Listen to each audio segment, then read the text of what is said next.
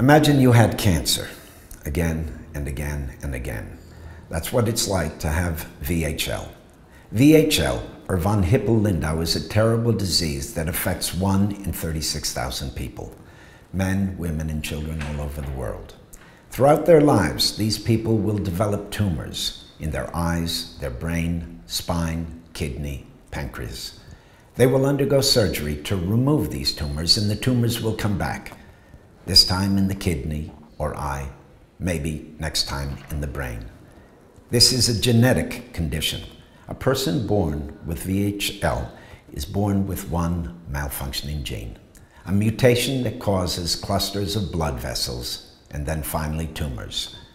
Studying this specific disease could help understand all types of cancers, but this research isn't cheap or easy.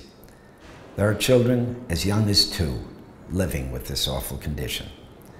There are mothers, fathers, artists, athletes, servicemen and women, and educators who are fighting through it year by year, tumor by tumor. Let us end this endless cycle. Help us to find a cure so we can stop VHL and other life-threatening cancers.